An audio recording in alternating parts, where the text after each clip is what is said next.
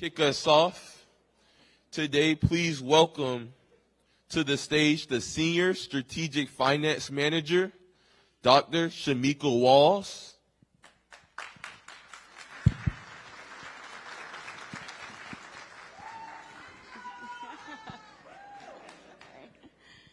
Good morning, everyone. Again, I'm Shamika Walsh, Senior Strategic Finance Manager here at UNCF in the Institute for Capacity Building, Strategic Finance Institute.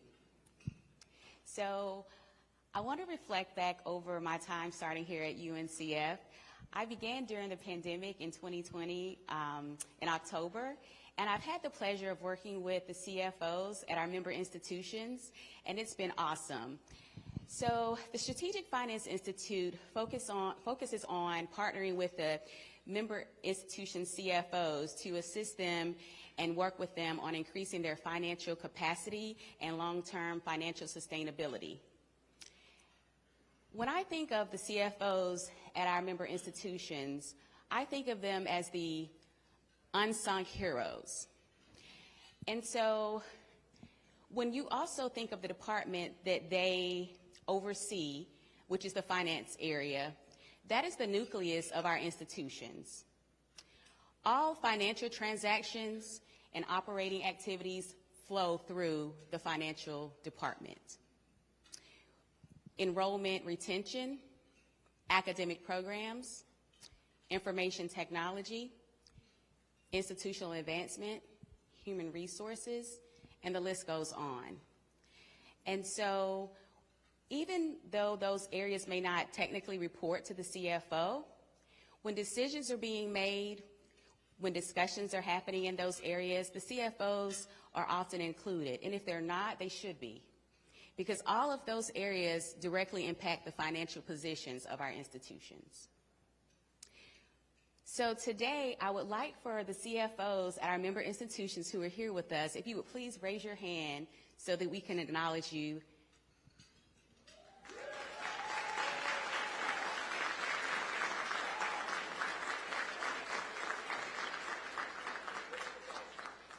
Not only the CFOs, but we also have controllers here. We have AVPs of finance.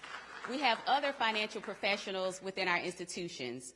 They are all the unsung heroes. And I think it's important that we take the time to recognize them for all the work and hard effort that they put into continuously improving our institutions.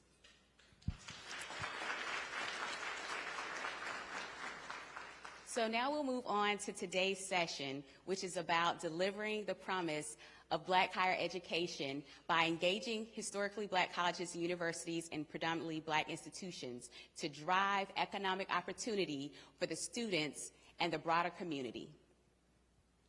We know that HBCUs already punch above their weight. So this morning we ask, what is the promise of Black higher education when Black colleges are activated to achieve goals across sectors and for the broader society? To help us begin to explore this question, it is my pleasure to introduce Mr. Duwain Pinder, leader of the McKinsey Institute for Black Economic Mobility, a research institute and think tank dedicated to advancing racial equity and inclusive growth in the United States and globally. Today, we'll hear from Duwain from McKinsey's assessment of the role HBCUs play as engines of economic mobility. Please join me in welcoming Duwain.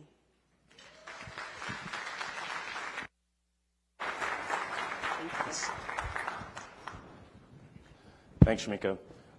And it's such a pleasure to be with you all today. Shamika said, my name is Duwain Pinder. I'm a partner with McKinsey and Company, one of the leaders of our higher education practice, but also our Institute for Black Economic Mobility, a think tank founded with the goal of accelerating Black economic mobility globally. And so I'm very excited to be with you all at this illustrious gathering where we really talk about some of the premier institutions that have served not just Black folks in higher education, but Black folks in the community more broadly.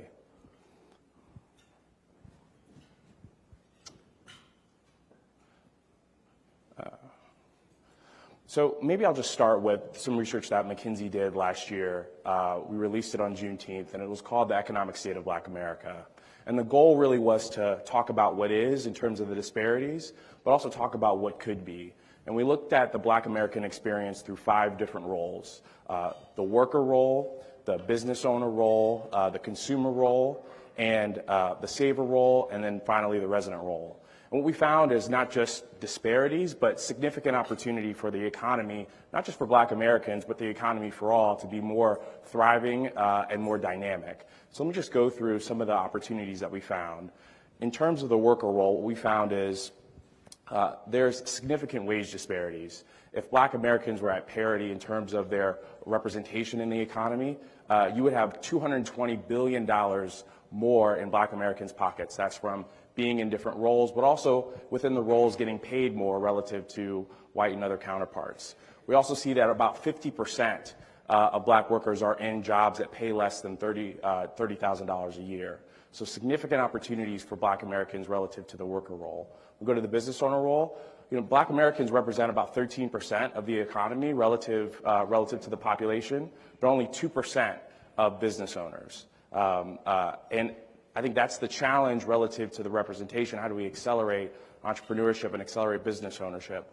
And not just accelerating the number of firms, but actually increasing the amount of revenue per firm. We found that Black firms make 60% less revenue relative to white-owned firms.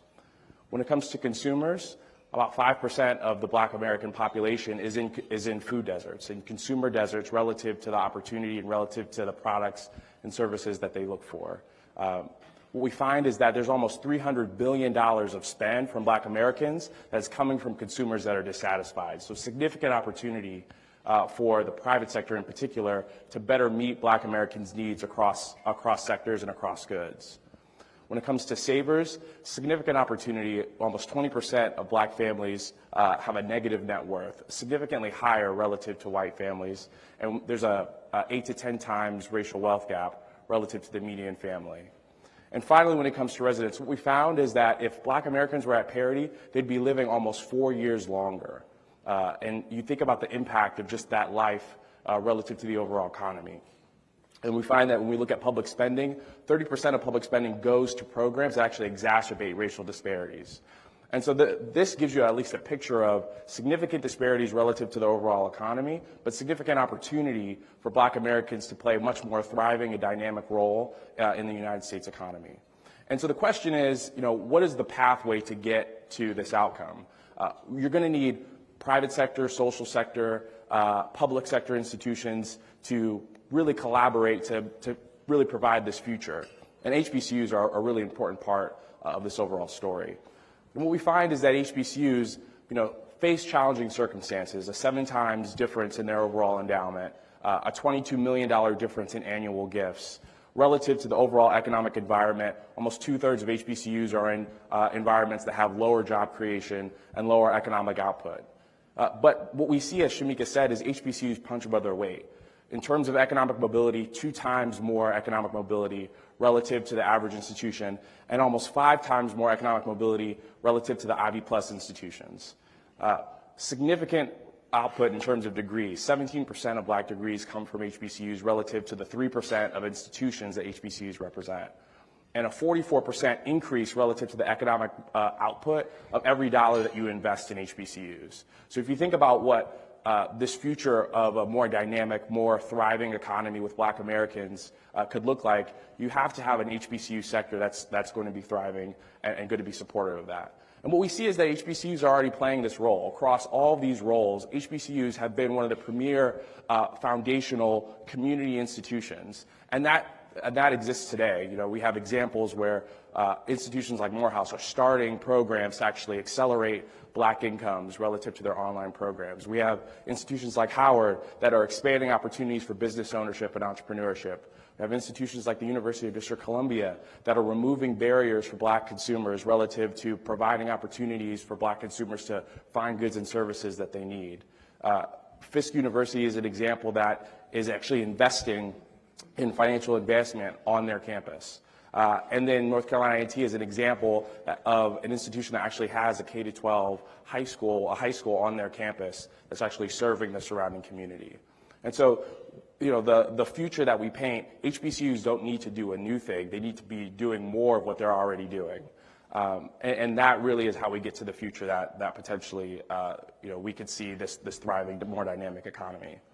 So the final thought is, what we did in terms of the analysis was to say, HBCUs are really in a moment right now. A lot of corporations are looking to say, how do we incorporate HBCUs as part of our overall racial equity strategy? And so there has been increased attention and increased funding. But we know that that's not sufficient. And if you actually saw more sustained giving relative to the overall output of HBCUs, you could see dramatically improved lives and livelihoods for Black Americans and a dramatically more thriving and dynamic U.S. economy. And what we calculated is that, if HBCUs potentially could live up to the potential relative to the funding that they receive, you could have $10 billion more of Black incomes. You could have $1.2 billion more of incremental business profit per year, $300 million of decreased student loan debt, and $1 billion additional consumer spending. And that's just from HBCUs alone, let alone the impact that they could have on their broader communities. And so the question that, I'll leave you all with today is, how can our entire society see HBCUs not just as historic, important institutions that, birthed the civil rights movement, led to a lot of the thriving Black middle class that we see today, but not just how can they do that, but how can they be a part of a future that has a thriving, more dynamic economy, not just for Black Americans, but for the entire society. Thank you.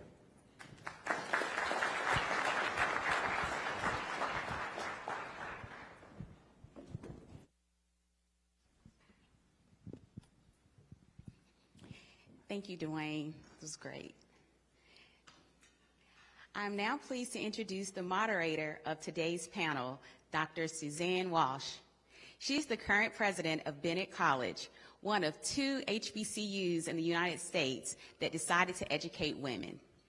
Dr. Walsh is a national leader and has received recognition and praise for her work supporting organizations and the intersection of innovation, technology, and learning. Before taking the helm of Bennett, Dr. Walsh served as Deputy Director of the Bill and Melinda Gates Foundation's Post-Secondary Success Division, where she focused on supporting students and improving graduation rates. We're thrilled that she has agreed to join us and moderate our power-packed panel. Please join me in welcoming to the stage President Walsh and today's panelists. Thank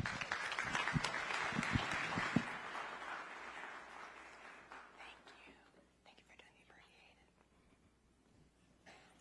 abbreviated. Good morning. Oh, I hate that picture. I didn't know what picture it was. I apologize to all of you for that. That is horrible. Wait, is it horrible? It is. I made my hair that day. You all know what I'm talking about. Oh my! And then it had to be on the big screen. Oh.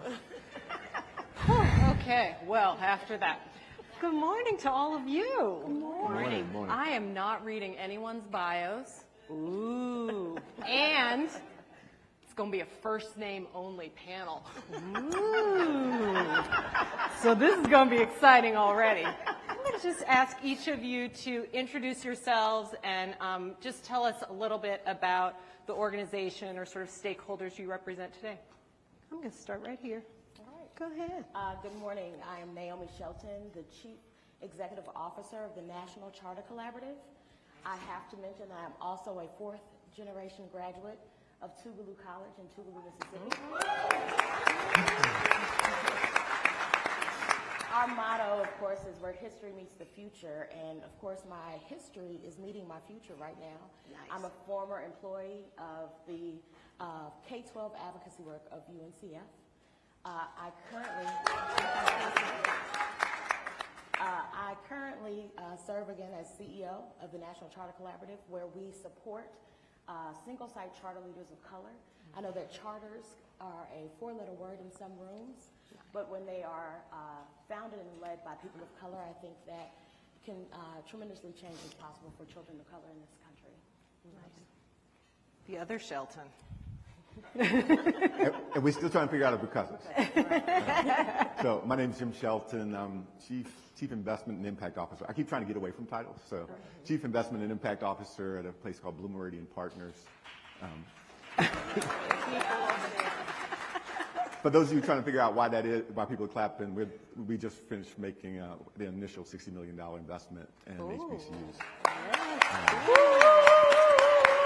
Support some of the work.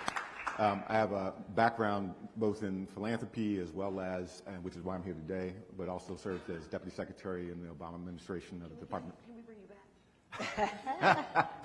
People are doing a great job today. In fact, we're about to hear about one of the great people who's joined the current administration in the body of work. But I was the Deputy Secretary under President Obama for the Department of Education, and also led the initial head of the My Brother's Keep It program when it was still inside government.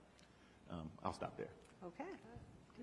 So good morning, everybody. My name is Dietra Trent, and I officially serve as the Executive Director of the White House Initiative on HBCUs. My role is really Chief Ambassador and Chief Cheerleader for HBCUs. I always say that my greatest claim to fame is that I graduated from Hampton University. I have an extensive background, mostly in government and higher ed. I served for 3 governors and as Deputy Secretary and Secretary of Education in the Commonwealth of Virginia, as well as served at VCU, Virginia Commonwealth University, George Mason University, and Radford University. So I have extensive higher ed and government experience. Thank you. Good morning, everybody. I'm Byna, Elliott. I lead Advancing Black Pathways for JPMorgan Chase, and that's a global strategy to really address and close the racial wealth gap in this country and in the world where we have offices and where we have employees. So I have people in Brazil, Europe, Middle Eastern, Africa, and a lot of people in North America because we have a lot of issues to close. But if we talk about sort of my real title is I'm a mother, and I've been celebrating all week.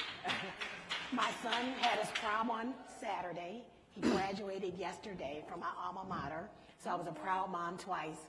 And he will be attending Howard University in the fall. And I already have one baby that graduated from Howard. I went to a PWI because I couldn't get in and afford Bennett College or Spelman. We will bring you back. Thank you. I would love to come back. But I'm living my best life through them because they had a great experience at HBCU, and I'm excited to see my son go there in the fall and have a great experience at Howard University. I mean, look at this panel. We can just stop there because this is an incredible group. So we're here to talk about a topic that I think is really growing a lot of traction in the HBCU space, and that is to talk about collective impact. And I want to just start and ask each of you, what's your definition, or you can even just give words. You don't even have to give a full thought. But how do you think about collective impact? I'm going to start with you, Byna. So when I think about collective impact, I think about it as all of the stakeholders. And we talk about stakeholders, that would be government, that would be our corporations, that would be our public entities coming together to be very intentional in investing in and providing resources to HBCUs. The person who talked before talked about over-punching your weight. When we think about what HBCUs are doing in our country to educate our most vulnerable young people and provide them education as well as those top performers, we know that we've not had enough resources to do the right work and be able to really impact a number of students that we want to have. So when we think about collective impact, I love to see where we're actually working all together around jobs and skills, creating the right opportunities for our young people to be prepared for the jobs of the future, and then do the legislative work that we need to do to make sure that when they graduate, that they get the right wages, that we close that gender and wage gap that we have from a race perspective, so that we can actually close the generational wealth gap we have in this country. I love that. Dietra, how do you think about it? So I don't know that I can top that definition. I'm not sure that I can add much to that definition. I can give an example of how that definition has worked in my past experience, and that is when I was secretary, we had a number of localities that did not have accredited schools. Mm-hmm. And so a part of what I did in that instance was to bring together all of the stakeholders, including nonprofits, including religious organizations, including government, local, state, and federal government, and bringing all of our resources to bear. Housing, we found that, some of our students, about 300 of those students were homeless. A lot of them didn't have food, so we brought in all of those resources to make sure that we were providing them with the kinds of resources that would allow them to actually function well in a classroom. And as a result of that, we had schools that were accredited, and even today, that program is still ongoing. So when I think about collective impact, it's exactly what she said. It's bringing all of the resources to bear to ensure that we are focusing in on whatever the issue may be or whatever the challenge may be, and we're putting all our resources, dedicating all of our resources to impacting that. Anything you would add, Jim? The only thing I do is just put an emphasis on the impact piece. Yeah. The collective effort and collective inputs are all drawn towards producing a very specific outcome. And that outcome is defined, it can be different things. So there's a collective impact in the context of HBCUs. One of the things we'll probably talk about is collective impact in the context of place. So one part of our work is, obviously, we're investing in HBCUs as institutions. Another part of our work is investing in regions nationally and neighborhoods that are trying to build ladders of economic mobility in the community. And when you try and do that from birth all the way through to college and career, then you are definitely drawing on the school system, the child welfare system, the health system, but also on business and the nonprofit sector and other institutions and community. And so being able to bring everyone together and be clear about the outcomes that matter for our young people is another form of collective impact, especially when everyone stays focused on the outcomes, not just the inputs and collaborating. Anything you would add? Just to point that with the proverb of, if you want to go far, fast, go alone. If you want to go far, go together. The idea of having the collective, and of course, focusing on particular issues, but recognizing how all of the work of those individual organizations has a collective impact. So making sure that folks are aware of and are communicative about what they're working on to determine where the overlaps, where's the synergy, and making sure that we're doing that and moving forward versus spinning our wheels on things that someone else may be tackling. So as each of you has talked about, it sounds like we're starting to kind of put together these pieces, but the key is to make sure that we have all segments of a community working together, communicating together, going towards some sort of important impact. And one of the things that I wanted us to think about is there's this notion, so I have been reading this book, I'm on the board of this organization called the Harwood Institute, and there's a new book out by that group called Unleashed, and the subtitle is A Proven Way Communities Can Spread Change and Make Hope Real for All. Nice. And I like this quote because in the book he says, change spreads as a result of people working through networks, not through the whole community operating as if it was a single unit. Yeah. And I think that really gets at what you were saying, Naomi. And I think far too often we try to make everybody act all the same. And then we wonder, well, how come change didn't happen? So I'm going to turn us to, with that in mind, thinking about everybody has something to contribute, I'm going to turn us to a conversation about the future. So let's imagine a future where all HBCUs are at the center of addressing the kinds of issues that we talked about earlier. And those issues are the kind of impact that we want to have is we want to have a more just, equitable, and fair and hopeful society. And so HBCUs as anchor institutions in that collective reimagining, that's kind of our backdrop. And the question we want to wrestle with together is how do we unleash that potential, not just of the HBCUs, but all of those other organizations with HBCUs, again, I think really leading that conversation. So I keep saying the future, I keep saying the future. When does the future start? I believe the future, because, past is prologue. We've seen what's possible. One of the things that I've learned over my time in the education space, so of course, starting at UNCF to develop their K-12 advocacy strategy and implement that over time, the work that informed my work there was working for the district government and recognizing how we went about the change, the definitive shifts we wanted to see.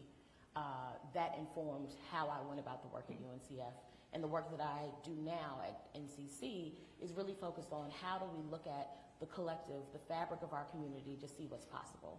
And so I think about my grandmother was a graduate of the Daniel Hand School, which was located on Tougaloo's campus. So the way that I think about the future is how do we make sure that HBCUs serve as the catalyst for education, not just in the higher ed space, but in K-12. P16, P20 is possible. We have college campuses that host schools now. I think there are about 8 or 10 currently. There's a school, a middle college on Tougaloo's campus now. So again, that cycle of what is possible. So I see the future as HBCUs being the hub of education for black students and for black educators, and that ecosystem building and creating what's possible for our total landscape. Is the only role for HBCUs a role for to be in the business of education when we think about collective impact? No. No. Oh, okay. Well, Jim, you were first in saying no. I mean, but, Strong opinions, aren't there? well, I was just going to say, so one, obviously, there's nothing more important to determine, like you asked when the future starts. Yeah. And as we all know, it's become cliche, but the investment you make in a child today is literally determining the future, right?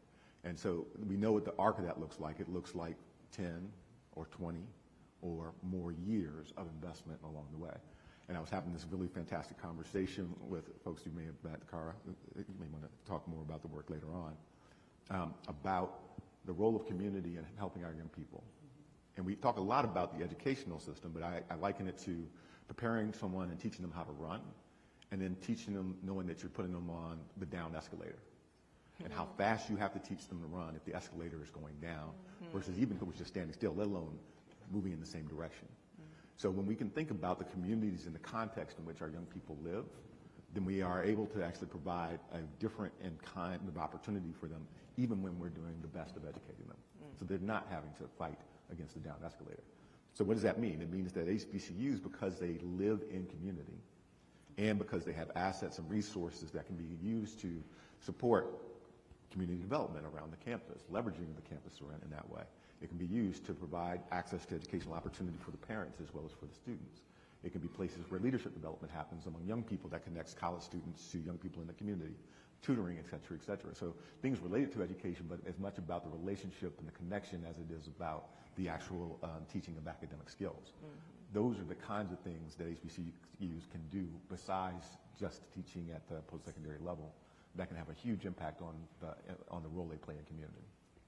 Well, and I think that, Byna, you were jumping in there, and earlier you talked also about workforce. I mean, you started out by thinking about workforce and corporate. So is workforce just about workforce education? Is it training? How do you think about that? So no, we think about it from a much broader perspective. One, we want to be an employer of choice. So when we think about how we can partner with HBCUs, we want to be a place where your students can be employed and get a livable wage and be a high earner, and be in places that we're not today. And if you think about banking and financial industries, we are not in investment banking at a high level or number. We're not in commercial finance, and we're not in small business. And when you think about that chart you just saw around the economic impact, if we're not in those places where we are making the decisions or being a voice in the room, we will still stay behind. So we think about it in the terms of what we can do as a workforce to prepare for the workforce of our future, but also around providing opportunities for young people to have exposure and experience in corporate America. So we have a fellowship program that we launched 4 years ago. And it started with about 50 students in our first year. This year, I just welcomed all the fellows on Monday, and we have 388. They're well-paid jobs. They get a scholarship and a stipend at the end. We gave them a housing allowance, and they are guaranteed a traditional internship in their junior year. And when we think about that 50 students now is 388. And when we started our program, we had 6% of our traditional interns were Black or African American that self-ID'd. This year, we will have 16% of that cohort group are going to be Black, and they self-ID as Black or African American. And so when you talk about investing in our young people, as Jim said, and giving them the opportunity, they show up They can do incredible work, and they're our future leaders. And I sat there in front of them last week and talked about the fact that I believe I'm going to work for them one day. And I hope that's the case. And I think that in that group, we're going to have the next CEOs that we can count now in our hand, that we will have more than that. And when you think about entrepreneurship, if the HBCUs have those great entrepreneurship foundations, those are the employers of the future. Those are the biggest job creators we have in this country. So we really want to invest in them now so they have the skills and tools to be strong entrepreneurs and get to scale. Dietra, is there anything you want to add to that? You know, I think as from where I sit, when I think about the future, I think about today, right? Because, you know, I have a small window of opportunity to really make a difference. And so what I've been doing over the last 3 months is really spending a lot of time listening and meeting with HBCU presidents and working with UNCF and the other associations, as well as just learning, right? But another large part of that is also working with our federal government agencies to ensure that we're removing those barriers. And the conversation that I have with them is, I need you to take a look at your mission. And you are there to add public trust and public value to our citizens, and think about how much more that trust and that value would be if you have HBCUs sitting at the table. You've got to be inclusive. And so when I think about, you know, what is the future is we are at the table. We are doing the research. We are building capacity within our HBCUs, and we are doing the kinds of research that we need in this country in order to meet the challenges that we will continue to have unless we open those opportunities up to our HBCU community. So I would love to amend what you just said, because I think our language, I don't know why this just struck me. A lot of times our language is about HBCUs being at the table. And I think I want us to say, at least in 2032, and really before that, we should be, like, it should be our table. Yeah, like everybody else should be coming to our table. Yeah. That's exactly right. That's exactly right. And so if that's the case, did you want to say something? Well, I saw a hand. only because I was going to build on. Go for it. Because if the idea is, you know, whenever you do collective impact, there's a question of, like, different languages used, the anchor institution, the backbone organization. Who is actually playing the role of everyone, bringing everyone together? Who is playing the role of saying, we are agreeing to get these outcomes, and by the way, we're going to produce the data that says, are you actually producing the outcomes? And we're going to have shared accountability together about, are you doing what you said you're going to do, or you're not going to do what you said you're going to do? So the role and the opportunity for HBCUs, especially in our communities, because you are institutions, which means you have assets, you have capabilities, to play that role, to bring to bear the things that you do well already, research and analysis, and then to leverage in other resources that can be drawn in from other federal agencies and others to help get redistributed to community, as well as philanthropy and corporations and jobs, as well as, we didn't talk about the jobs that aren't fellowship jobs that can get done through workforce development on the campuses. Those are things where you can play the anchor role, not just be at somebody else's table. Go ahead. Well, I think part of that challenge has been over the years that the minimizing of what the work of HBCUs has been, and how the value proposition of those institutions. And so now that we're getting to a point where people recognize the work that has happened, the punching above our weight, all of those things, the economic engines that these institutions have been, and will continue to be. Now that these things, because we have a vice president who is a graduate of Howard, we have senators and Congress people who are graduates of these institutions, that people are starting to see the value of that. Any room that I go into, I mention the fact that I attended a small liberal arts college in Tougaloo, Mississippi. People are like, where is that? Recognizing that those were the centers of our communities for so long. And how do we make sure that we continue to not only set the table, but when we have to come into rooms, making sure that we are amplifying instead of minimizing what the impact of those institutions have been. There's limitless possibility, but if it only took UNCF pulling together the economic impact of these institutions, and I think that was within the last 5 years, that people started to see, oh, wow, that's interesting, I didn't know that. Well, we've known this entire time. This isn't anything that's brand new, which is why I believe the idea of there's no higher ed without K-12, right? You can't have kids come to college without having some level of like, oh, this is what education is, what it can be. We know that Montessori, for instance, as a way of educating students and bringing in this idea of inquisitive learning, that is something that you start and stoke that fire early, and then it continues. And I think as we continue to stoke and get people excited about what's possible for HBCUs, with HBCUs, and in partnership, and then actually listening to the leaders of these institutions. 2 years ago, 3 years ago, we don't know, it's the pandemic, time isn't real. There was a report that UNCF released called Imparting Wisdom, and what K-12 could learn from HBCUs. And how do we make sure that we're imparting that information to the folks who need to hear it, and those who want to continue to amplify that. So I absolutely agree, but we have to make sure that we continue to beat the drum of why these institutions are important, because it's easy, as we heard on Monday night, it is easy for people to forget and to minimize and say, oh, that's not important, integration is the way, and it is not. We know that that's not how we have to go about doing our work. So I'm still gonna fast forward us to 2032. We've already worked all that out. We are at the center, but one of the questions that I have is, have HBCUs in 2032, have we really identified our role in and for and with the community? As opposed, like, there's one thing to talk about a pipeline. That's not the same as being in and of and for the community. And with collective impact, as you each talked about, there's a community role. So talk about, each of you, what is your organization doing today that you think really will have an impact? One of the things is, when we think about the role of those backbone organizations, it's to allow for economic, like we heard, how do HBCUs become the center of the economic engines for community? How do we, we've already talked about make connections with other educational parts of the pipeline, all of those things. So keeping in mind, we're at the center of all of this. What is it that your organization is doing today that is going to create this amazing future in 2032? What's maybe your top priority that you're like, yes, that sets us on that path? Who would like to start? Well, Dietra, I didn't even, who laughed?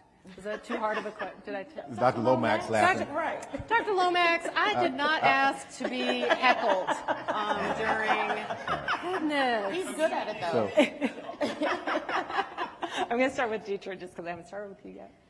I think probably the best tool that I have right now to have that impact in 2032 is the Partners Act, which UNCF was not only instrumental in writing it, but also making sure that it was passed.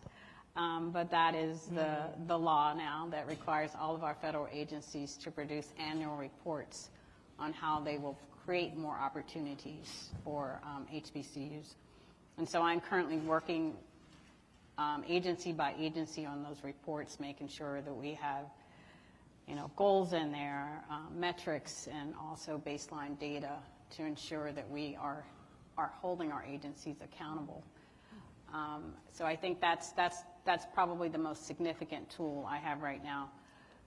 The other thing is the budget. The president has put a lot of money in the budget for HBCUs. He put new money, $450 million for research for HBCUs, MSIs, and TCCs.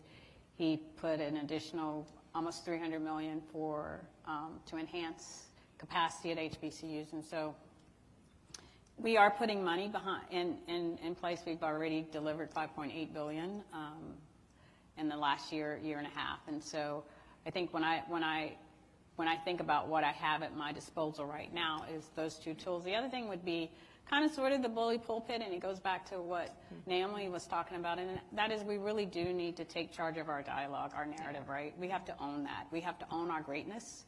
We have to own our leadership role. We have to own our position and our value to this country. And we can't back down on that. So I think from my perspective, as I'm going around and talking to people and meeting with corporations and these agencies, it really is you need to have HBCUs at the table, right? I mean, you cannot effectively approach the challenges that you have unless you have us at the table. So, Do you think 10 years out, or do you just, that's for you, Dietra, as a follow-up, do you think 10 years out, or do you think in a shorter time frame? what I think now is the urgency of now, and to ensure that I'm doing everything that I can right now to make sure that we are changing that culture. And so 10 years from now, if, you know, I hope I have more than, I hope I have 6 years, and I'm betting on 6 years, but I'm working like I have 2.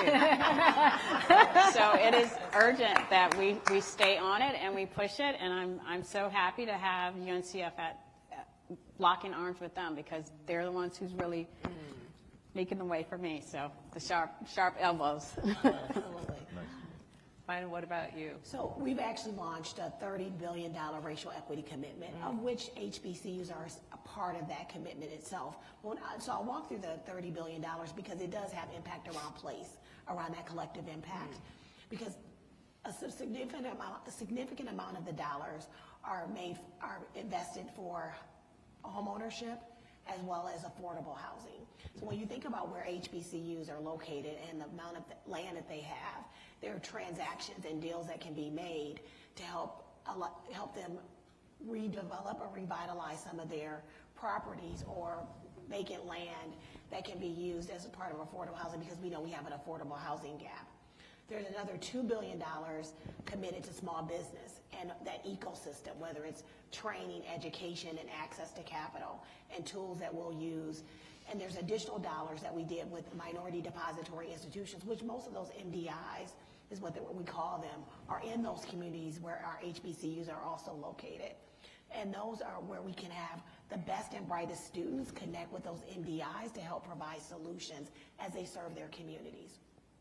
But specifically around HBCUs, our racial equity commitment, we focused on supporting jobs and skills, one for our workforce, but also around how do we support and cultivate the opportunities for the workforce of the future for other organizations as well. So I actually have 2 people on my team as part of Advancing Black Pathways that their sole job is to be a support for HBCUs. They have a portfolio of about 17 schools where we spend their time with leaders at those schools asking, what can we do to support your students and your student development?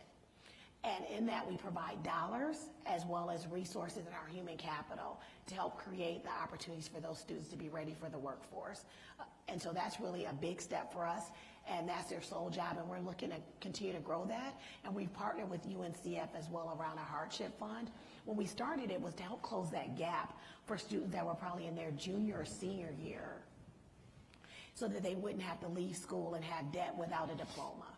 But we all know COVID happened, and so that changed. But so we really started to transition those dollars with UNCF and TNCF to support those students that just have temporary gaps or needs as they manage and migrate through COVID. And so we're going to start pivoting back to that, closing the gap so that students can graduate. But those resources were really critical, and we've reinvested in that. So we are not at 10 years yet where we need to get there, but we think about it in 5-year increments. So we look at all of our initiatives in 5-year, like what are we going to achieve in 5 years? And we commit for all 5 years, and then we go back and look at it again. So we haven't gotten to 10, but I can tell you that the work that we've been doing far exceeds the 5 years and the $30 billion commitment. We've had a good foundation of work, but we can still do more.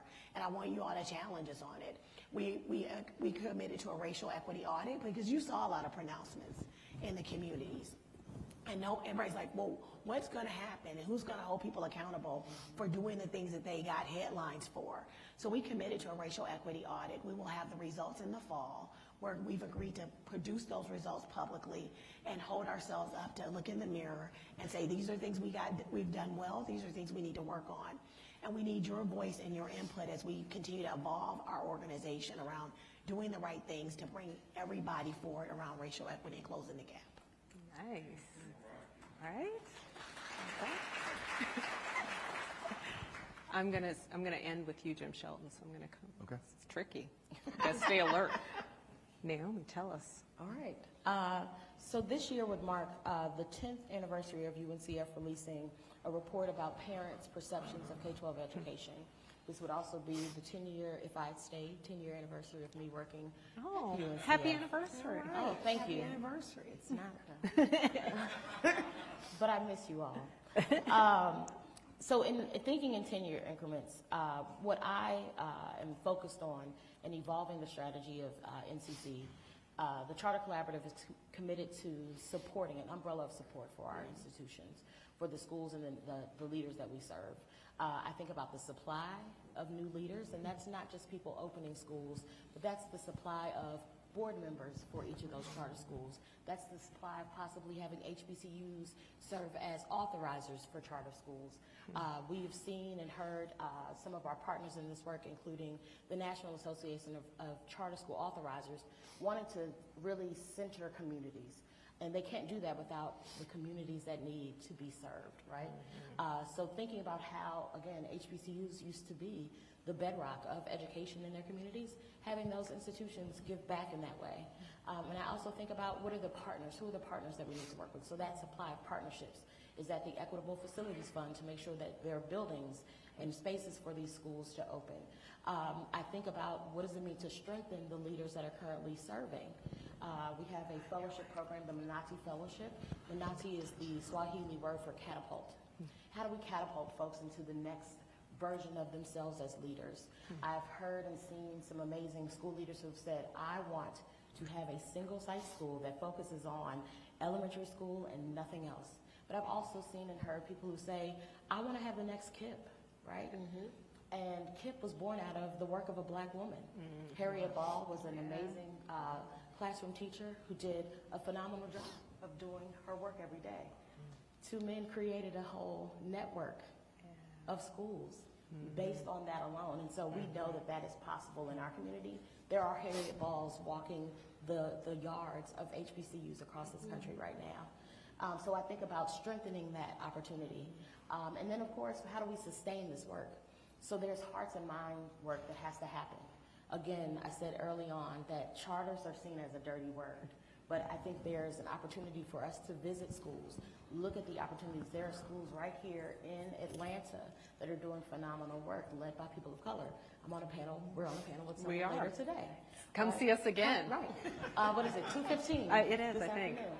We're like a, we're a duo. Yeah, we're traveling. And making sure that we're keeping that top of mind instead of getting caught up in the rhetoric around what are charter schools, they're stealing money, they're doing this, they're doing that. What is the opportunity? How do we take this as a renaissance moment for our community to use public dollars to improve the outcomes for kids? We talk about metrics, we talk about outputs and outcomes, we talk about holding people accountable. Well, let's look at the high standards that HBCUs have set for students and create that ecosystem, because charter schools need directors of operation. They need people who understand how to, distribute money, how to make sure that you're reporting out to the federal government what you're supposed to do. So not just the teacher pipeline, which is absolutely important, but let's think about it differently. Where's our black TFA, right? So the Norman C. Francis teacher pipeline, our teacher residency program at Xavier University, where are those? How are we creating more of those opportunities instead of squashing people's ideas of what's possible? The last 3 jobs that I've had did not exist before I had them. I think part of the reason that I'm able to do that is because I was able to navigate what it meant to be a student at Tougaloo College, right? So 1, I created my first job. I didn't know what that would be, right? 2, I landed at an opportunity at UNCF that did not exist a year before. I created a job at KIP. And the job that I have now, yes, we have co-founders, but I'm the first CEO that they've had. So visioning the future is also reimagining what's possible creating the possibility. So the work that I'm focused on and that NCC is really deliberate about right now is looking at that umbrella of support, but looking forward to see what's possible, and I don't see that possible without HBCUs. Great. Nice.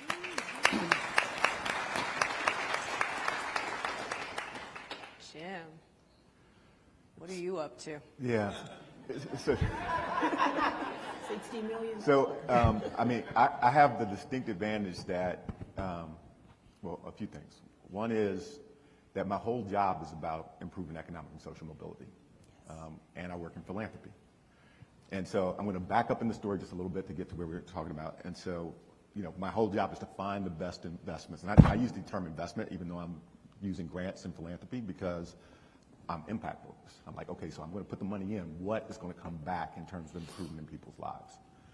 And so I say that because, and by the way, in every other room I'm in, I lead with the fact that I went to Morehouse. In this room, I figure if I do it right, y'all know without me having to say it. So,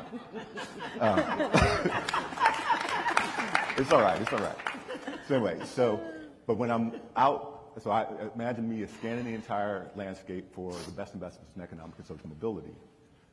And the reason I say this is because I say this each time. I love my experience with Morehouse. There's nothing that changed my life more other than what my parents did for me. And yet, that has nothing to do with why I asked our partners to invest in HBCUs. The reason I said we should invest in HBCUs is, pound for pound, as we've said over and over again, HBCUs are one of the best economic mobility engines in the country, especially for black people, but period. And it has three parts to it. One is, as Juan said, the core mission, producing people who actually go on to actually, especially when we get them in the right professions, they're going to close $1 billion of the wealth gap just through HBCUs. The opportunity is 10. I think there's plenty of upside literally just through HBCUs. The second is what we already know, is that the ecosystem that Naomi talked about is full of leaders produced by HBCUs, disproportionately so, especially in the South, where we need it most. I do work across and go into a city, and how often is it the mayor or the head of the city council or the pastor of the biggest church, or take your pick, that are alums of HBCUs, and that's not just at the leadership level, but at the level of how work gets done in community, HBCUs are disproportionately represented. And then the third thing is the power that we've been talking about is the power in the local community. And so I lay that out because I want to say one of the first things for an anchor institution to be able to be an anchor institution is it's a stable institution. And the reality is that we've been punching above our weight, but we've also been doing many things with almost nothing. And so the question becomes, how do we invest in ourselves in a way, and get other people to invest in us in ways that create sustainable, strong organizations that can actually perform that anchor role because they're not worried about what's going to happen tomorrow at the institution. And how do you create mechanisms for tying that to the good of the rest of the community so the community begins to recognize the value of the HBCU and want to invest in it? And so we're seeing this happen with many colleges around the country right now, HBCUs in particular. Johnson C. Smith, you know, that community has just really started to really recognize the power of that college in their community. And I think the same thing is going to happen around the country as institutions lean further into this work. So our initial investment actually started at the very beginning of COVID, which was, I'd done this analysis already, and then said, oh my gosh, most of the schools are tuition dependent. If somebody doesn't lean in with crisis management support, many of them may not be around at the end. And we are not in a position to be able to partner directly with colleges. And so fortunately, UNCF and Thurgood Marshall exist in the world, and an organization called EdAdvance had been started to work on how you actually provide broad cross-sector support to HBCUs, produce shared service that can be used, and produce tools and resources over time that can be shared. But the most important thing was, how can you help more schools get through this period? The great news was that colleges came together in incredible ways with the leadership of UNCF and the others that I mentioned. And so it made it very easy on the back end of that to say, let's keep investing. And so then it was, okay, well, what is most needed? And it's the sustainability and transformation work that we talked about. And I'll speed up. So I think in about 3 minutes, we're going to take questions from the audience. So get your thoughts together, your questions.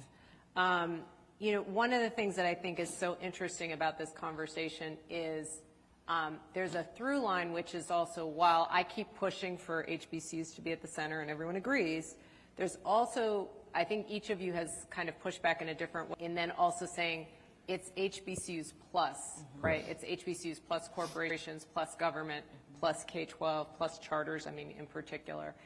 And so, you know, one thing that as you're all thinking about what does collective impact look like, I think it's important for us to remember that it is all of us working together. So yes, I'm advocating, and we're all advocating, yes, HBCUs should be at the center, maybe the convener, but we can't do it alone.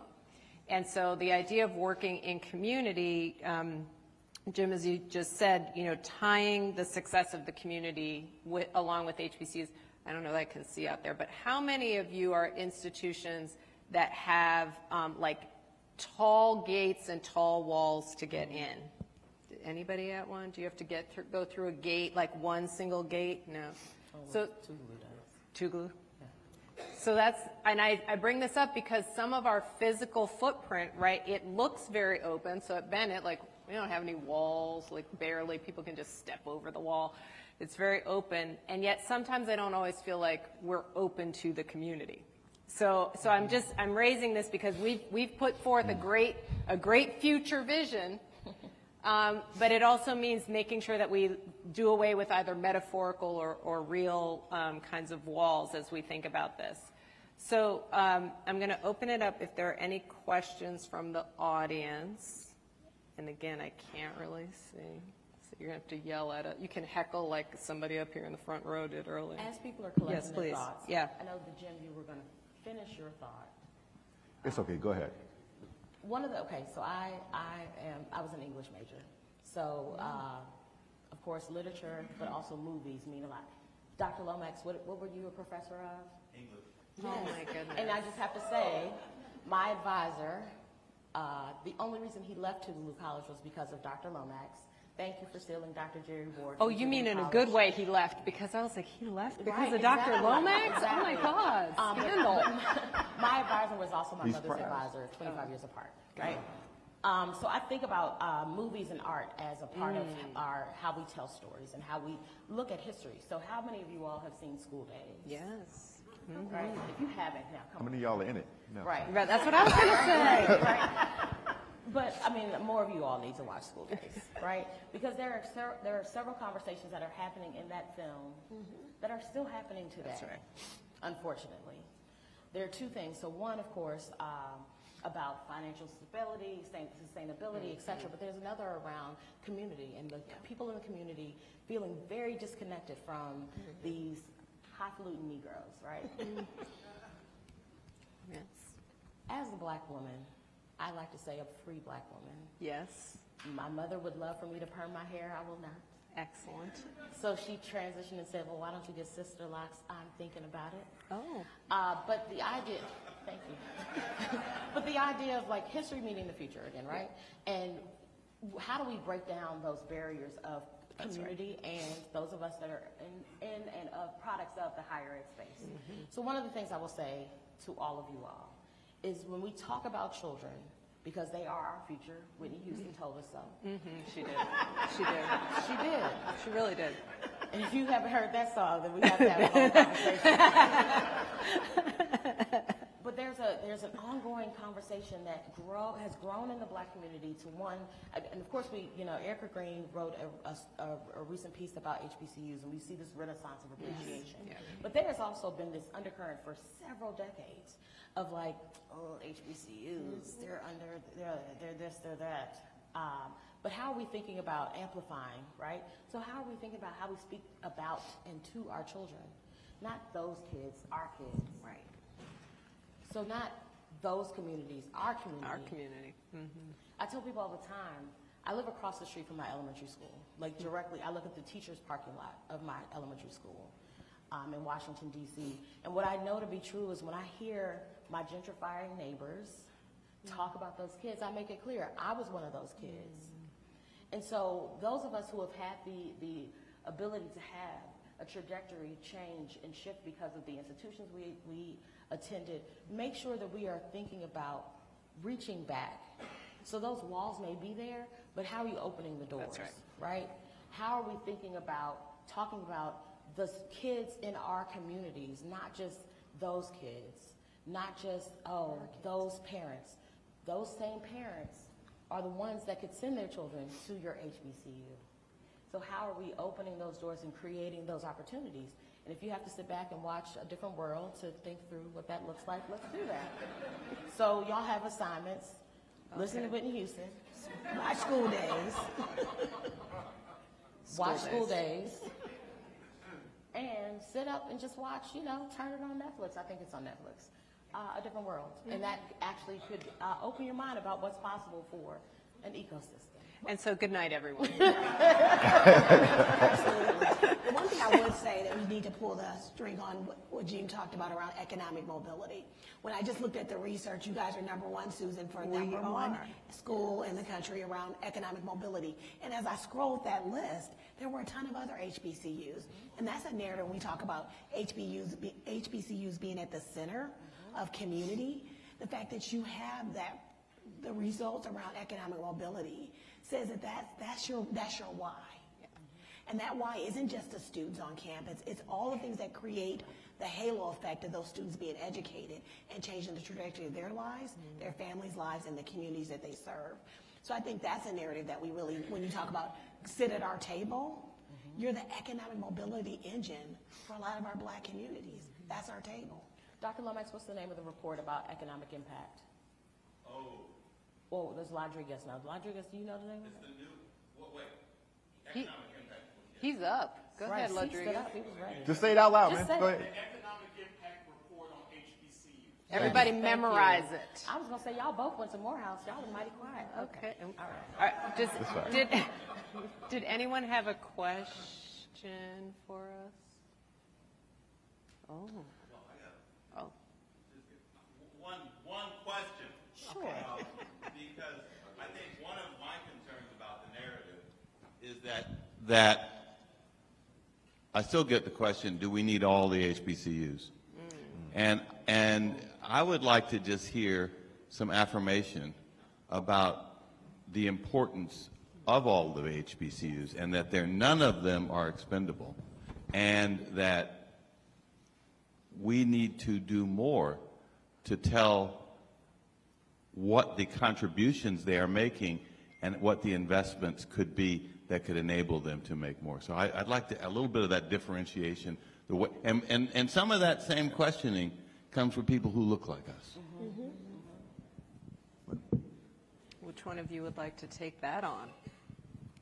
Do you want to do it, or I can do it? Why don't you go ahead? Go on. I'll take it. Go on, Jim. So I'll just go ahead. Part of the argument that we've been talking about all day are the multiple roles of HBCUs. And this is actually going to tie all these pieces together. This thing about creating an ecosystem and how you produce the leaders that are going to actually drive the different organizations in your in the communities. It's, the name now that you're going to start hearing in all the circles is civic infrastructure. Right. What is the civic infrastructure and how is it built? And what is clear is that in every community that an HBCU is in, the civic infrastructure, especially the Black civic infrastructure, is powered by that HBCU or HBCU somewhere. And so the question becomes, can you and how do we stabilize the institutions wherever they are, however small they might be, so they can continue to play that role? Now, I want to be real. The reality is the entire higher education system is going to contract. This is not about HBCUs. This is about all post-secondary institutions. You're starting to see it now, are feeling the pressure of the shift in how people can get educated, how people are being hired, all of these things.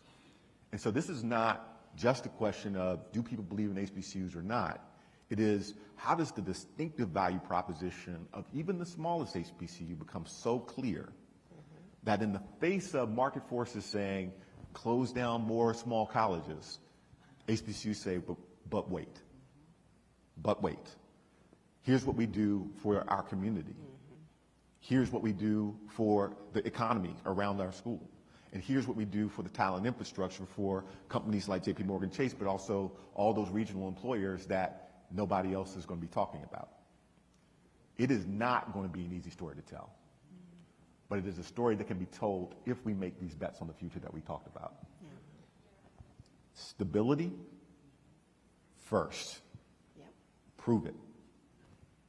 And then here are all the other things that we can do, and the money will come. Oh my, anything anyone wants to add?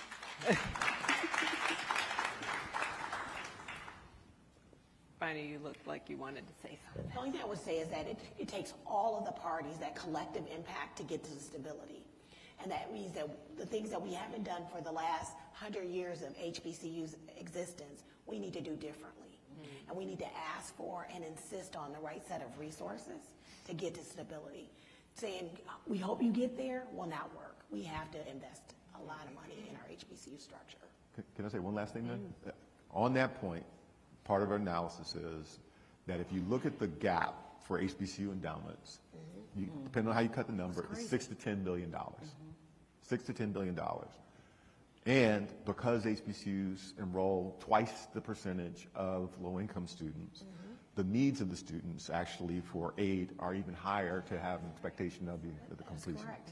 So these are things that we all know, but we need to drive it into the psyche of people that if you want to see the kind of stability that you have blamed HBCUs for not having for years, then let's talk about that gap. Yeah. And then let's talk about how we invest to give people even a shot to perform at the level that you've been asking for. We totally agree. Totally agree. And I think, the question about do we need all the HBCUs, that's like asking, do we need all communities?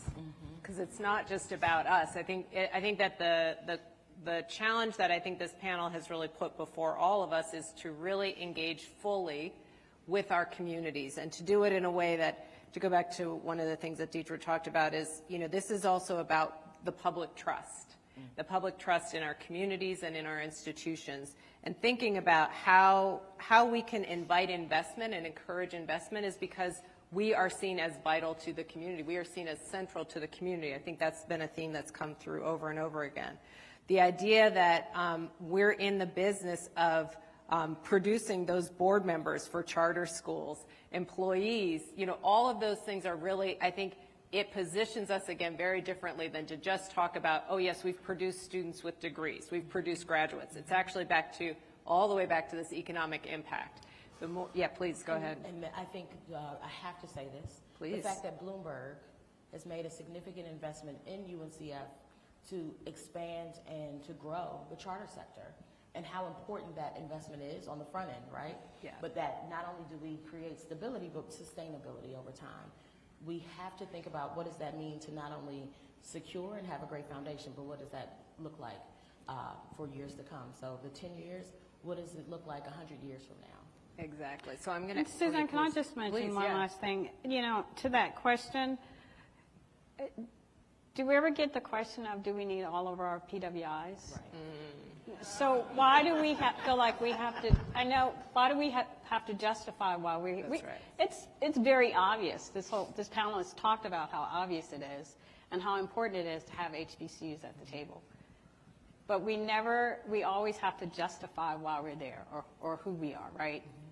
And I just think that we got to start pushing back, and that's a part of the narrative that we have to take on. Oh my God, well, I'm getting the hook from backstage. Yeah. Oh, but you're going to say okay? Okay, Dr. Lomax said okay, sorry, Julian. Sorry. I've lost control per usual. So Mel Foster at Morehouse College. We were having a conversation at our table about the rankings, college rankings. And it sure sounds like from the tenor of this conversation that that's what you're speaking to essentially, right? When you start asking about are HBCUs still relevant and the questions not being asked about PWIs, well, we're being asked to compare ourselves to them. Is it not time to create a new paradigm? Of course. For what is Of a course. good higher education institution that appeals to African Americans? I think she talked about it because there's a great article that came out. I actually cried like 3 times reading the article because it was my lived experience. My daughter was a very competitive student and had a lot of offers. And when it got down to it, she said, I'm going to an HBCU. We didn't visit a HBCU. We went to Harvard, Stanford, and she made a choice. And it's the best choice she ever made. And it was a very different discussion when my son made his choice. We were cheering. We're like, yes, go there, because your experience is real, and it makes a big difference. And they're not comparable. Her experience that she had at Howard did not compare to the experience she would have had at University of Michigan or other schools that she would have gone to. And now she's in med school because of her HBCU experience. And she says, if I would have gone to a PWI, Mom, I don't think I would have been confident enough and had the skills and talents that I have today to compete. That's right. And so we don't think it's a ranking issue. We know that there's a difference in our HBCU experience. What we want to do is own that conversation and make sure that we're getting paid and supported for the value we bring to our communities. And then make sure that the big dollars don't go to PWIs, and then we get the small dollars for the work that we do when we're over punching our weight, that we need to go to the table boldly and ask for the resources we need and insist on legislation that changes the funding mechanisms for how we're funded. We did lose control. Okay, before I really get the hook, oh shoot, somebody just, Julian, I can't, people are standing up. And your man gave her a mic. Like, I mean, I don't know what to do. What am I? We're going to have to, you can get us after, and also we're on another panel. You can so. come talk to us. But no, so let me, I'm so sorry. Let me thank this panel, and thanks to all of you for getting so engaged, because all of a sudden people are popping up. That means that folks are really wrestling with the questions and the ideas that you've each raised. Thank you. Please thank this fantastic panel. And we will be around, I think, for the rest of the day. I'm committing everyone. Yes, for the rest of the day, we will you can find all of us. Thank you all. Everyone, let's give another round of applause to these amazing panelists and the moderator, Dr. Suzanne Walsh. Thank you all. To discuss a new innovative project designed to activate equity among some of our nation's most prominent organizations, please welcome to the stage the CEO, Action for Racial Equity Fellow, and Vice President at U.S. Steel, Anthony Ashe. Sorry, Mr. Parker. You're right. Can you all hear me all right? I apologize, a little bit of a traffic jam in the back. How do you follow that group? So first of all, if we could just give another round of applause for Duwain and the panel, they were incredible.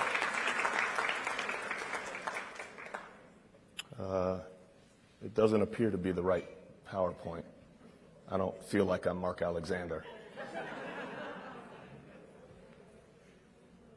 If you guys just give me a moment. As my team knows, I could wing it, but I should probably go with slides.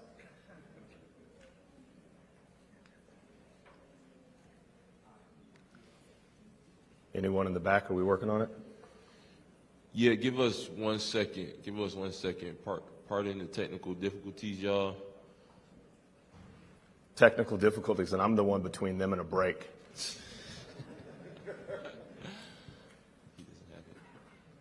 And me trying to jet for an earlier flight to get home to my wife and kids before I then leave at 7 a.m. tomorrow.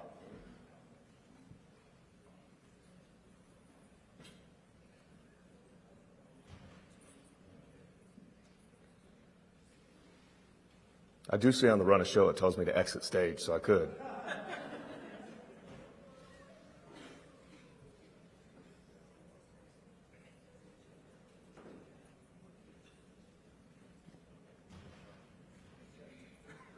So what we're going to do, you all, we are just going to go ahead and go to break first, give you all a break first, and then we'll come back for this presentation. All right, so let's go ahead and cut the music on, you all. Go ahead, stretch your legs, take a break, and we'll come back for this presentation.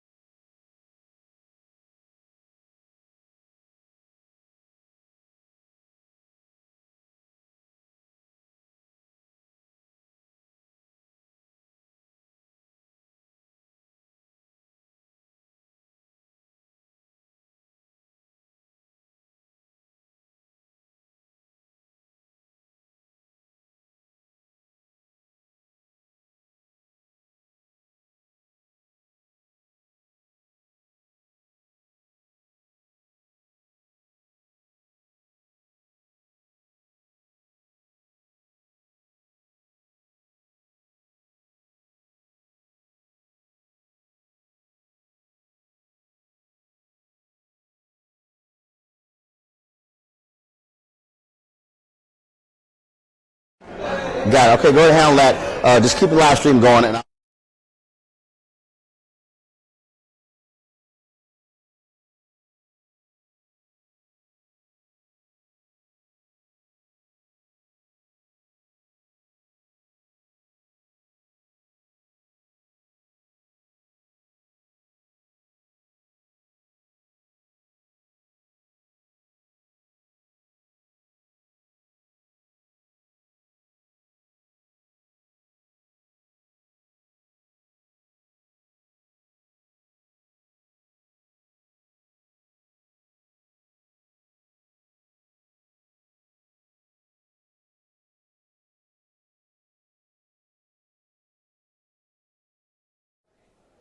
where are you going?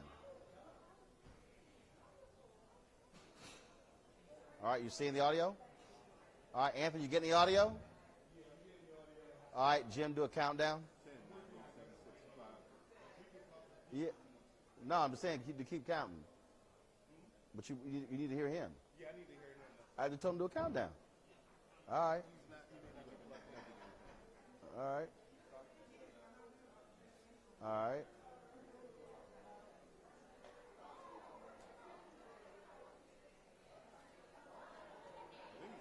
Now you do a countdown.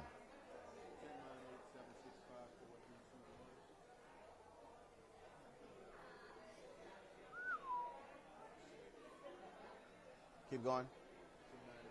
Are you getting them?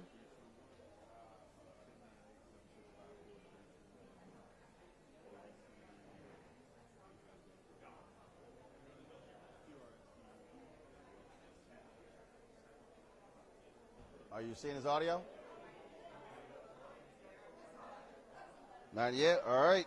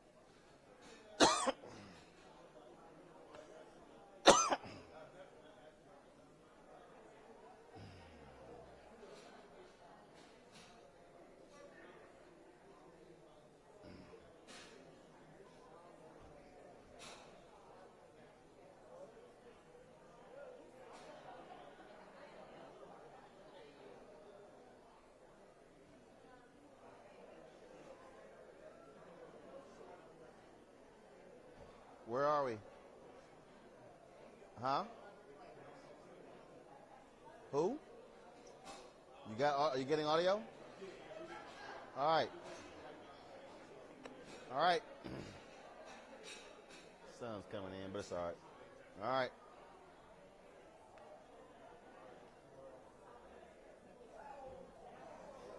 Hoo-hoo. So what's been up?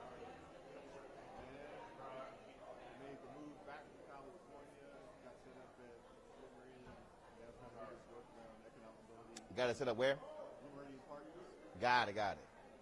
So back in California, so you're now where? Oh, okay. Because you were back in California for how long? Got it.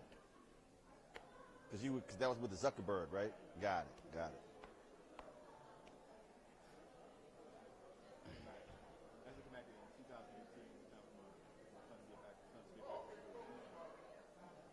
Yep.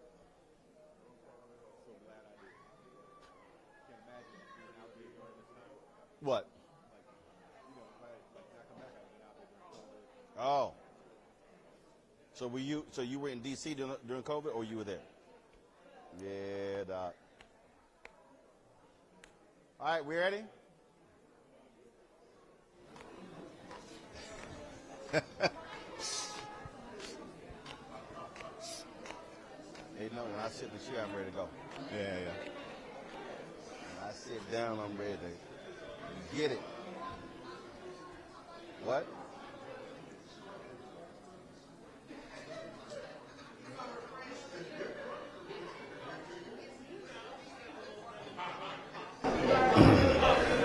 Always ready to get it.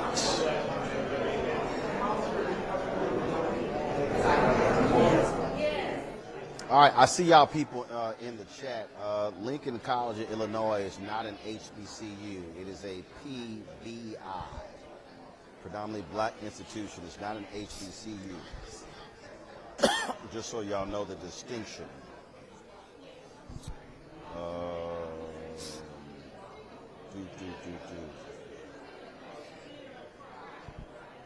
All right, where are we? 10-9-8-7-6-5-4-3-2-1. 10-9-8-7-6-5-4-3-2-1. Are we ready? Are you recording? You're recording? Yes. Got it. 5, 4, 3, 2, 1. All right, Jim, let's talk about philanthropy, HBCUs. You've been with Proper Education. You've worked with Zuckerberg, now with Bloomberg. What's this? I work with Meridian Partners. Say it again? Meridian Partners. So all this noise in here, I thought you said Bloomberg. Yeah. And so we have seen a tremendous amount of philanthropic support for HBCUs in wake of the death of George Floyd. Sure. McKinsey Scott has has dramatically increased the endowments. Do you see this continuing? What are you seeing and hearing when it comes to nonprofits, philanthropists, foundations, even corporate execs, as they now are reassessing in how they look at HBCUs today? Sure. So I've seen what you saw, which was a tremendous influx when people were feeling the need for the outpouring. Some of that was deep and sincere and recognizing that they hadn't done it before. Some of it was, we need to do something. HBCU is a good target. And now what we're seeing is that money is slowing down. And when it comes in, it's coming in very targeted ways that may not be for general operating support or for endowment, but to do a specific project at a school.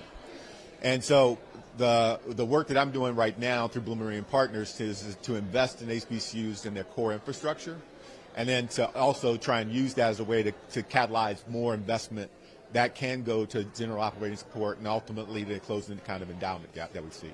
One of the things that I often say is that there are things that we are aware of, white folks ain't got no clue. Yeah. Amy DuVernay said they were flying to Essence, they were in L.A., and she's in first class, Charlie Wilson in first class. And all the black folks get on the plane, were speaking to Uncle Charlie, and the white folks had no idea who the hell Uncle Charlie was. And that to me is sort of the example of, we know about the engineering graduates at Prairie View A&M University. We know about Florida A&M, their business school. Right. But the reality is these, frankly, white-led companies, white philanthropists, literally have no idea about what's happening in black America. Yeah. And they've been, when Reverend Jackson was talking to Silicon Valley, was forcing them to say, why are you not partnering with these schools? You keep saying you can't find them. They're there. Yeah. You just got to go outside of your comfort zone to reach them. Yeah, so I mean, a lot of what has happened is the attention now has got the spotlight on HBCUs. People are now aware, and that they're still like, okay, our systems are not set up. We've been doing our recruiting at this set of schools for the last 50 years. How are we going to incorporate these new schools? We've got a way that we actually find our engineers. This is not exactly where we need to go to find our engineers. How are we going to change our systems to do that? We can do it on a one-off. They've been so used to going, frankly, to the same white schools, hiring their graduates. They go into senior positions. They keep going back there. And this is now prying those doors open. Said, no. You keep saying you want them. You're going to have to recruit these students differently than you do these largely white students or Asian students from these Stanfords, from Right. schools like that. And so the question is now that door has been pried open, now that they are looking at HBCUs to actually recruit students, now you say, okay, well, great, this is a great pipeline. How are you investing in that pipeline to make Right. sure it can be there in the future? How are you going to expand this pipeline so we can get more STEM graduates out of these schools or whatever the things are that you care about?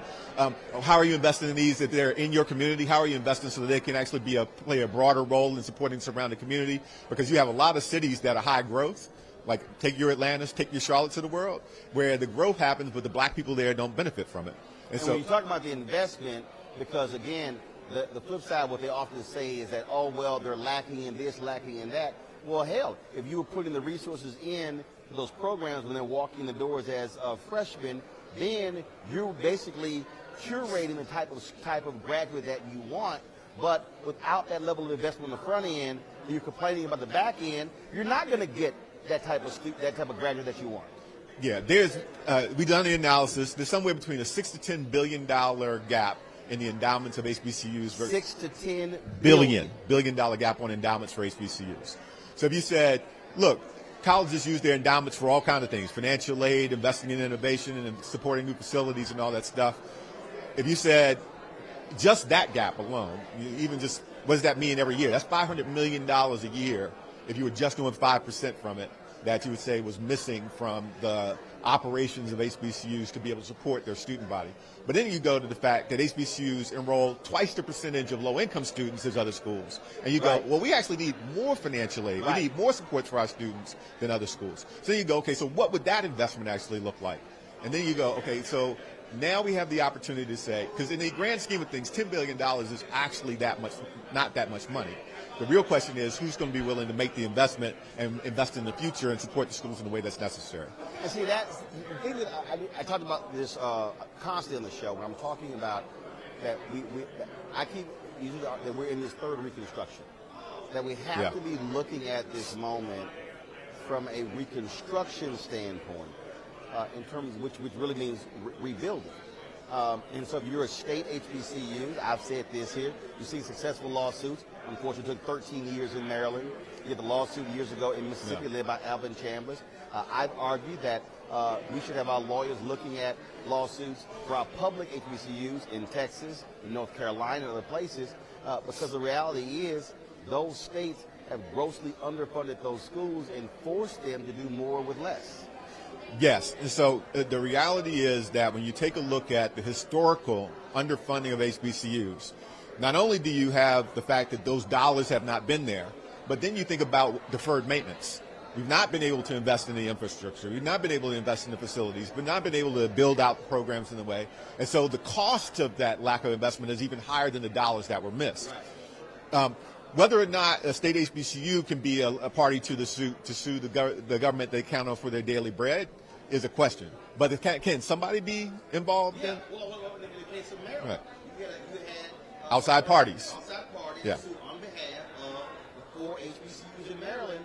That's what led to that nearly $500 million settlement. And they should have gotten $2 billion. You're right. See? But the great news is, yes, and besides that, philanthropy can play a really powerful role, especially in our interim. Private investment in post-secondary institutions is a way of life in America.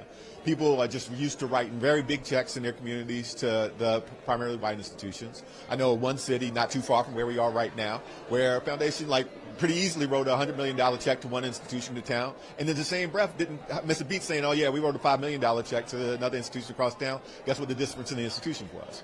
You know, the PWI gets $100 million, the Black HBCU gets $5 million, and it seemed just fine.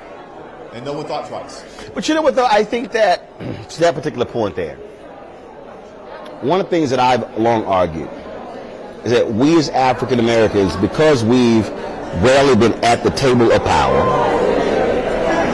we don't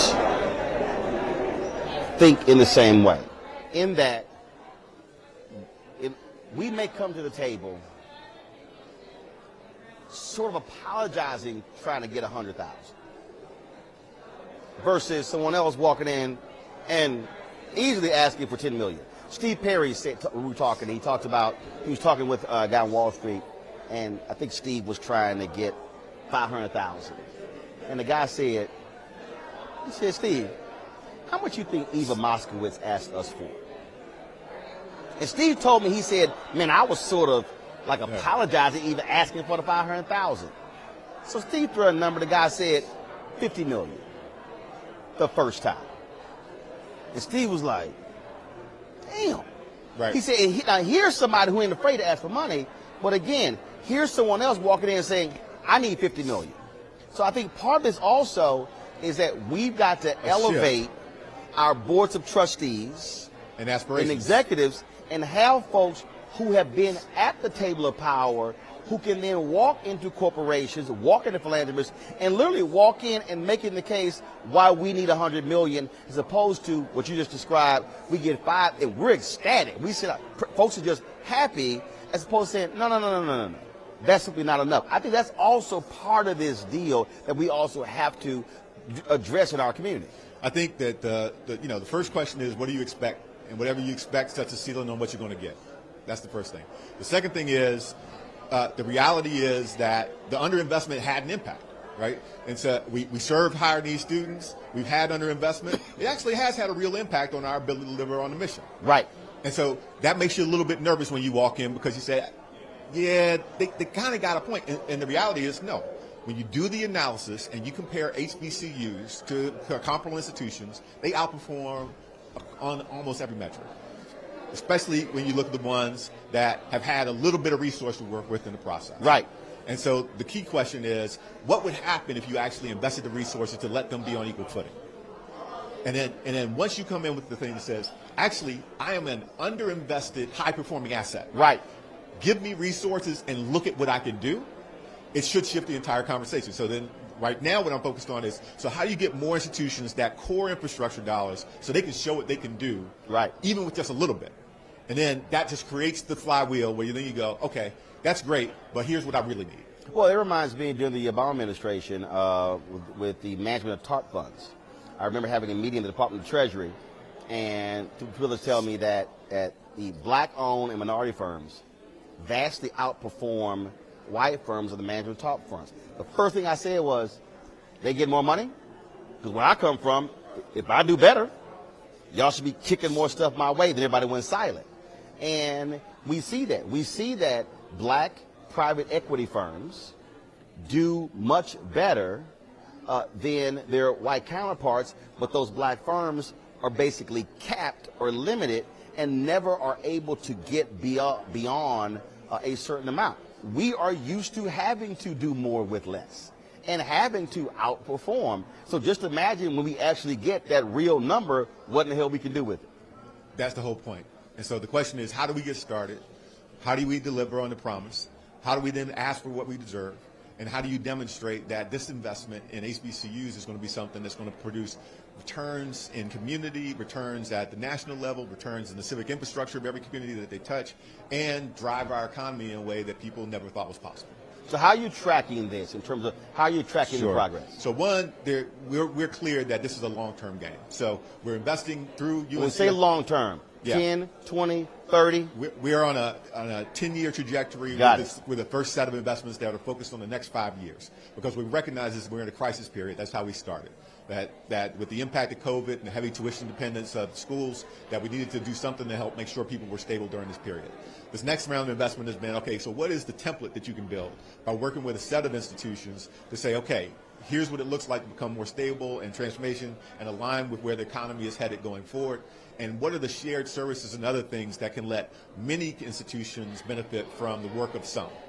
And then the third thing is, okay, now that we've got that, how are we investing in innovation at the next level to be able to serve more students, have more impact, and lean into the future even further to establish HBCUs as a sector, if you will, that's outperforming the rest of the sector. And then as you do that, you keep drawing in more resources along the way. First, investments that are just direct investments in the institutions, but then building these kind of endowments that we've talked about that allow you to sustain this work for the long term.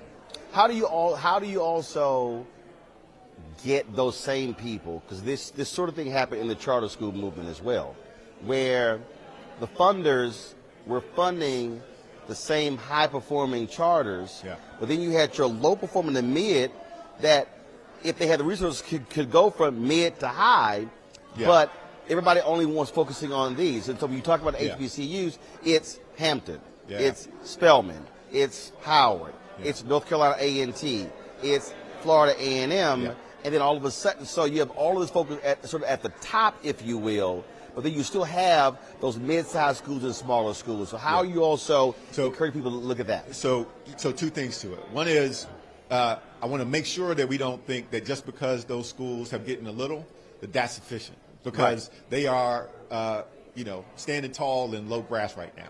And what we need is for them to be able to stand up with endowments and resources and everything comparable to any other institution that performs at the levels that they do. So more resources for those schools and more resources for the others. The way we approach that is you look at both performance and potential. And let me give you an example. So we went through the crisis management supports. That went to everybody. Like, help everybody you can get through the crisis, stay open, and get to the other side. Then it was, okay, well, how are we going to allocate intensive supports to schools and come up with these templates and shared services? So, of course, you look at, okay, so who actually is going to be able to leverage those resources and have an impact on more students right away? That gets you to a certain set of schools that are higher graduation rates, higher placement rates, et cetera, et cetera. But then, through the crisis management piece, you said, who executed? They're not performing very well right now, but who really executed during this period? Who made the hard decisions they needed to make? Who followed through on all the things they need to follow through? Okay, how do we get them resources so that they can actually begin to capitalize on the opportunity for resources to perform at the next level, and they become the next pool? And then all of a sudden you've got a template for, okay, here's how you take a school that's already doing pretty well, and here's how you take a school that's on the come up and get them to the next level. And then out of that become tools and resources that you can share with lots of other schools. So, for example, lots of schools didn't have systems even to manage the information about their students and things like that. Creating a shared service around that relational management system is something that was able to be spread to 12 institutions within a year. And they can go further than that. So those are the kind of things that you can do right away. But the real question is, how do you get more capital in so you can get more resources to more schools along the way? Part of that is going to be about public dollars as well. So we had a great run this last period where we got not only some dollars to support students during the COVID crisis, but also we're able to have a huge impact, over $1 billion worth of debt reduction off the HBCU balance sheets.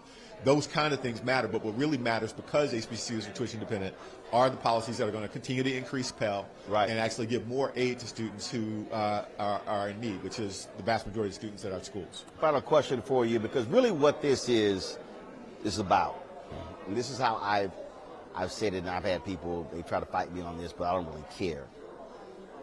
I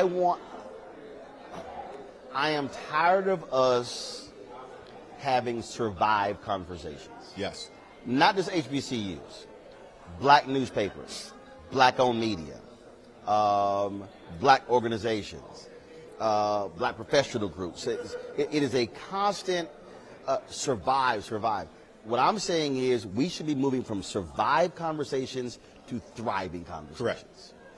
I agree 100%. And you talked earlier about the mindset, right? And there is a lot that HBCUs deserve because they've been treated unjustly over time. But the future is not about deserve. The future is about HBCUs produce disproportionate value. And they have the potential to produce incredible value. That's a thriving conversation. The question is, well, how do you get there from here? And people want to be inspired about the possibilities, not feel guilty about what they didn't do before. So you can get a check when somebody feels bad about what didn't happen. You can get an investment when people think that the future is going to be something great. And when we make that shift so that the story that we are telling is not about what we are deserved, but what we can produce with what we are given, I believe it's going to shift the whole philanthropic landscape in terms of the kinds of folks who are willing to invest, the amounts they're willing to invest, and the patience they're willing to have about how long it takes to actually get to see what the promise is. All right. Jim Shelton, always good to see you, man. Same, man. All right, then. Appreciate it. Take care. All right. We're going to do a quick photo, and then we are good. Antoine, just grab this for me. All right. Yeah, grab that for me. No, snap this.